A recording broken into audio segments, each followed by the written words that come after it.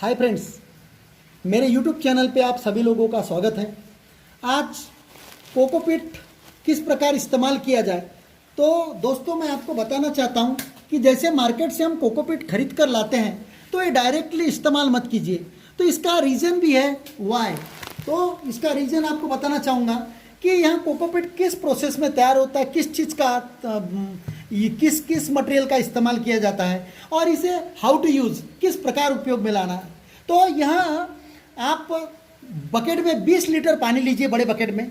यहाँ देखिएगा इस प्रकार 20 लीटर पानी होगा नहीं, इसमें आप 2.5 किलो, 20 लीटर पानी में 2.5 किलो, ये जो है 2.5 किलो कोकोपीट डालिएगा। उसे 2 घंटा लगभग इसे डुबो दीजिएगा और 25% जो बकेट है उसे खाली रखिएगा, टॉप तक पानी नहीं रखिएगा। आपका जो 3/4 वाटर लीजिएगा उसमें 25। तो फ्रेंड्स देखिएगा यहाँ इससे भी कम पानी रखिएगा, इतना पानी। तो 25% यहाँ बकेट खाली रखिएगा, इसमें 2.5 किलो कोकोपीट डालिएगा। 2 घंटे के बाद में आप पूरा फूल जाएगा और फूलने के बाद में 2 घंटे बाद में आप यहाँ का कोकोपीट मुट्ठी से या कोई ट्रे से निकाल कर उसे सूखने के लिए पानी निचोड़ लेना है। जैसे अपन लड्डू को पीरते हैं, चूसते, तो उसका पानी निचोड़ के आपको उसे सुखा लेने का है। तो इस प्रकार आप सुखा लेने के बाद में ऐसा डस्ट मिल जाएगा, सूखने के बाद में उसे आपको इस्तेमाल करने का है।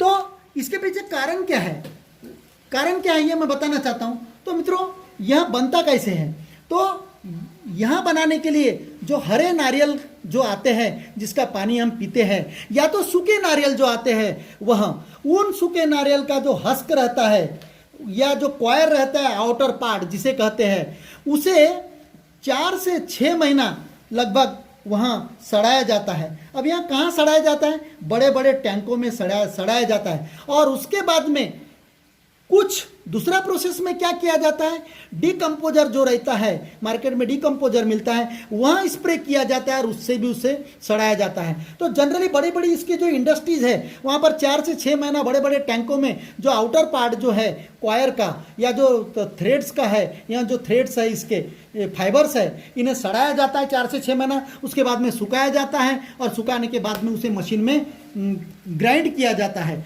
इस प्रकार का आपको वहाँ पर वहाँ पाउडर मिलता है। तो अब यहाँ क्या होता है, जो यहाँ सड़ाया जाता है तो यह लॉट परसेंटेज पे, मोर परसेंट पे, यानी लॉट ऑफ परसेंटेज में क्या होता है, इसे जब बनाया जाता है तो स्वीट वाटर जो है, मीठा पानी है, यहाँ इस्तेमाल नहीं किया जाता और किया भी जाता है। लेकिन जनरली यहाँ जो फसल है कोकोनट की, यहाँ कोस्टल एरिया में पाई जाती है और इसी वजह से एक तो उस एरिया में शॉर्टेज रहता है मीठे पानी का। तो हम गारंटी के साथ में कह सकते हैं कि 90% जो प्रोडक्शन इसका होता है, इसका पानी यूज किया जाता है इसके प्रिपरेशन के लिए, वहाँ सी वाटर का ही किया जाता है। और सी वाटर यानी मैं आपको बताना चाहता हूँ, समुद्र का पानी यानी क्या चीज़ है, तो समुद्र का पानी खारा रहता है और विविध प्रकार के मिनरल्स उसमें रहते हैं। सोडियम रहता है, सोडियम क्लोराइड रहता है, मैग्नीशियम रहता है, फॉस्फेट रहता है और सो मेनी मिनरल्स रहते हैं, एक ख्याल में रखिएगा। और यहाँ क्यों जमा होता है, क्योंकि समुद्र में पूरी देश की नदियों का, नाले का जो पानी जाता है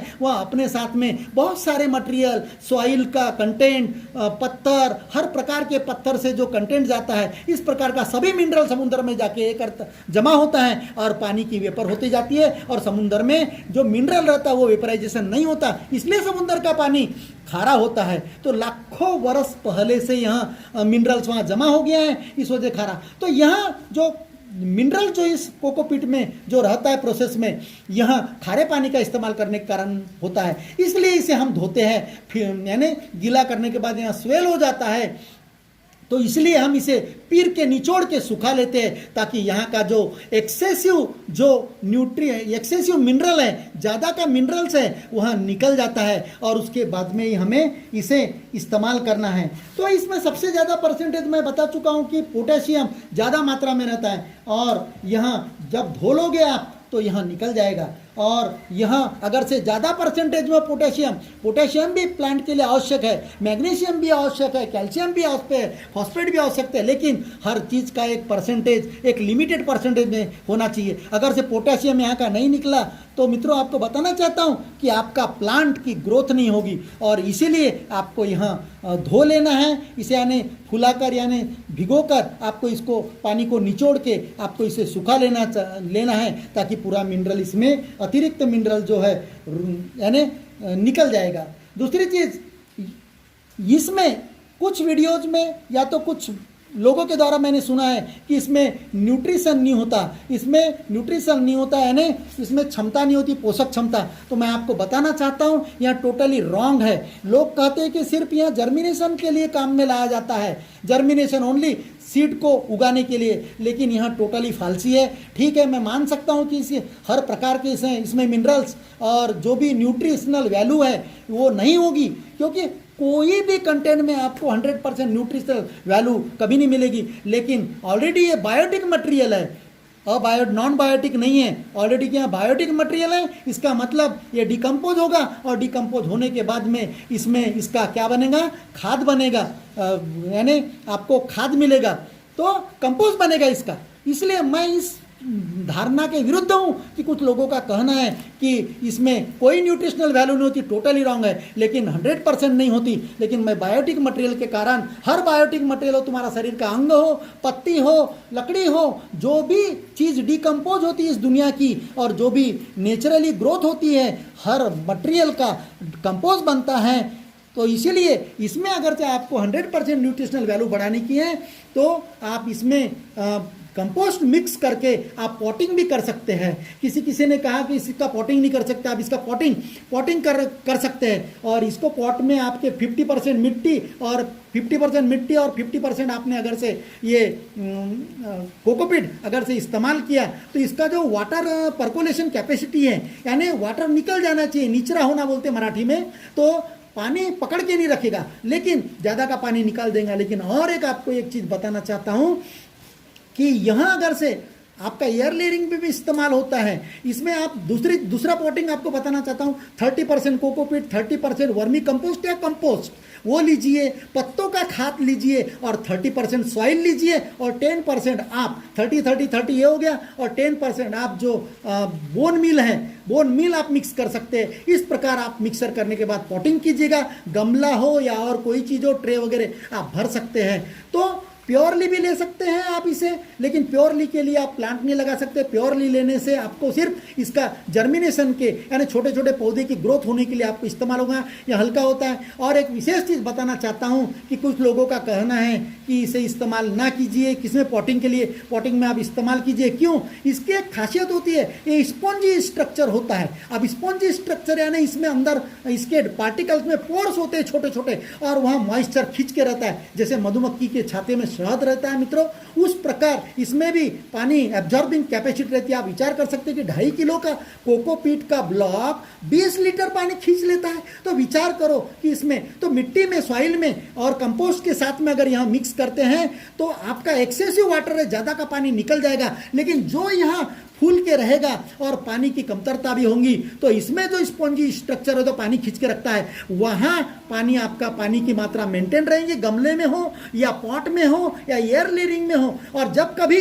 इसमें का जो पानी है वो लेवल हायर मॉइस्चर लेवल से लोएस्ट मॉइस्चर लेवल यानी ड्राई पोर्शन की तरफ फ्लो होता है पानी का, मॉइस्चर का। इसलिए अगर से मिट्टी है, आपका कंपोस्ट है, उसका पानी अगर से नीचे चले भी गया तो यहाँ स्पॉन्जी स्ट्रक्चर से यहाँ कोकोपीट वहाँ पर पानी सप्लाई करेगा। इस प्रकार वाटर लेवल मेंटेन करता है और बहुत ही अच्छा इसका जो पानी का लेवल मेंटेन करने का तरीका ये करता है। आपकी चिकनी मिट्टी है, चिकनी मिट्टी प्लांट के लिए इस्तेमाल ना कीजिए, क्योंकि चिकनी मिट्टी में रूट खराब होती है, डीके होती है। मेरे एक दोस्त ने कहा था कि सर पौधा कलम का सक्सेस होने के बाद में मर रहा है, पूछा तो बोले चिकनी मिट्टी में मिट्टी कहाँ से लाऊं? तो आप ऐसी चिकनी मिट्टी को फोड़ लीजिए और 30% चिकनी मिट्टी, 30% कोकोपीट और 30% कंपोस्ट मिक्स करके आप उसे, और सैंड भी मिक्स कीजिए 20% या 30%, तो आपका पर्कोलेशन जो होगा, वाटर की छोड़ने की कैपेसिटी होगी वो बहुत अच्छी तरीके से होगी। इस प्रकार चिकनी मिट्टी एरिया में भी आप इसे इस्तेमाल कर सकते हैं।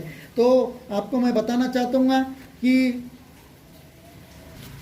तो फ्रेंड्स, अब एक और समस्या थी हमारे मित्रों की कि भाई सर मैंने 4 साल का पौधा लाया है करके, तो वो भी इसी का पार्ट है। 4 साल का पौधा लाया, किसी लोगों ने कहा है बोले कि उसकी रूट्स गोल गोल हो जाती है सर्कल में, पैकेट में, अब वहाँ अच्छी अंदर नहीं जाएगी। तो जब इस प्रकार का पॉट आपके पैकेट में पौधे जो रहते हैं 2 साल 3 साल 4 साल के, वहाँ गोल गोल राउंड राउंड रूट्स फॉर्म कर लेते, बालों के जैसे गुच्छा, लेडीज के बाल जैसे झुमका बांधते उस प्रकार गुच्छा। तो क्या करने का, जब आप उसे अनवाइंड करते हैं तो उसे निकाल लीजिएगा नीचे के रूट्स को और लंबा कर लीजिएगा, ढीला कर लीजिएगा। उसके बाद में ही आप किसी गड्ढे में हो या किसी पॉट्स में हो, रूट्स पूरी ढीली करने के बाद में नीचे की, ऊपर की नहीं, ऊपर की मिट्टी जैसे वैसी, वो जो नीचे में जो सर्कल बनाती है रूट्स, उसे सीधा कर लीजिएगा धीरे धीरे। और उसके बाद में आप उसे कहीं भी लगाने का है तो वो स्ट्रेट करके लगाइएगा। तीसरी चीज, कोकोपीट की एक खासियत है, यहाँ एयरी स्पेस रखता है आपके सॉइल में। एयरी स्पेस यानी हवेसिर, छिद्र वाला स्पेस रखता है, हवेसिर, जहां पर ऑक्सीजन की मात्रा भरपूर परसेंटेज में होती है और जो उनका एब्जॉर्बिंग कैपेसिटी, रूट जो ऑक्सीजन खींचता है, तो वहां भी आपको बहुत अच्छा तरीके होता है। तो कोकोपीट अगर से आपने इस्तेमाल किया हो तो पॉट की जो मट्टी है, पॉट की जो मट्टी आप पॉटिंग जो करते हैं, बड़े बड़े गमलों में पौधे लगाते हैं, उसकी सॉइल जो है 3 साल के बाद में आपको बदलनी है। तो एक ख्याल में रखिएगा, 2 से 3 साल में आपको यहाँ बदलना पड़ेगा। तो आपको यहाँ मैं बता चुका हूँ कि इसका वाटर ड्रेन कैपेसिटी जो बोलते हैं, पानी छोड़ने की क्षमता बहुत अच्छी है। तो इसे किस प्रकार प्रोसेस करने का वह मैं आपको बता चुका हूँ। अगर से यहाँ इन्फॉर्मेशन आपको अच्छी लगी हो, उसके पहले मैं बताना चाहता हूँ, इस प्रकार का आपका जो डस्ट निकलेगा यहाँ से, इसे क्या करने का, तो इसे आपको पॉट में ही अलग अलग आधा इंच पे या 2 इंच पे आपको यहाँ लेयर ऐसी बिछाते चलने की है। कोई फर्क नहीं पड़ता, यहाँ सड़ जाएगा, इसका भी आपको कंपोस्ट बन जाएगा। तो इस प्रकार का यहाँ लेयर भी बिछाना है आपको। और पॉट में जो नीचे छेद होता है, वहाँ पर आप कवेलू जो टाइल्स कहते हैं, या तो गिट्टी, आप 2-3 गिट्टी और ये पत्तियां हैं सूखी हुई, वो रखिएगा, ये हस्क रखिएगा। इस प्रकार आप पॉट फिलिंग कीजिएगा, आपको पौधे की ग्रोथ भी अच्छी होगी। तो इसका इस्तेमाल किस प्रकार करते हैं, तो आप लाइक कीजिए और क्विकली आपको बेल आइकॉनों से क्लिक कीजिए, पुश कीजिए, दबाइए, ताकि आपका सब्सक्राइब हो जाएगा चैनल मेरा और आपको नए नए नोटिफिकेशन मिलते।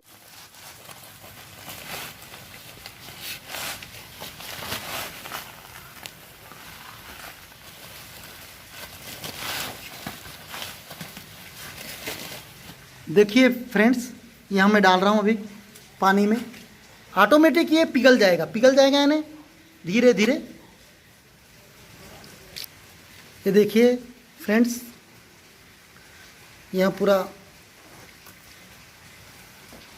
तो देखिए फ्रेंड्स, हमने जो ब्लॉक डाला था यहाँ ऑलरेडी पानी एब्जॉर्ब कर लिया। अब ये और हम पानी डालेंगे थोड़ा, क्योंकि हमने कहा था कि 70% आप भरिए, 25% आप जगह खाली रखिए, मैंने कहा था। तो देखिएगा यहाँ लगभग 3 से 4 किलो हमने डाल दिया था, 2.5 किलो के एवज में। ज़्यादा हो गया, वो खींच लिया, ऑटोमेटिक वो ब्रिक गल जाती बराबर। देखिएगा प्रोसेस। तो फ्रेंड्स, इस प्रकार आप 1 घंटा, लगभग 1 से 2 घंटा भी रख सकते हैं, पर 1 घंटे में लगभग पूरा पानी एब्जॉर्ब हो जाएगा। और उसके बाद में किस प्रकार आपको यहाँ निकालना है, तो आपके लगभग 1 से 2 घंटा हो गया, यहाँ पूरा फिल गया है, इस प्रकार देखिएगा। और अब क्या करना है, आपको इस प्रकार ऐसा निचोड़ना है।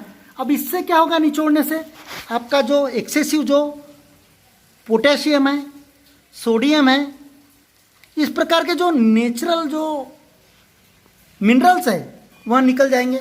हमने इसे पीर लिया और इस प्रकार आप इसे सुखाने के लिए इस प्रकार आप सुखा लीजिएगा, ये देखिएगा। और इसके तो इस प्रकार आपको यहाँ बोरी में पतला ऐसा फैला देना है।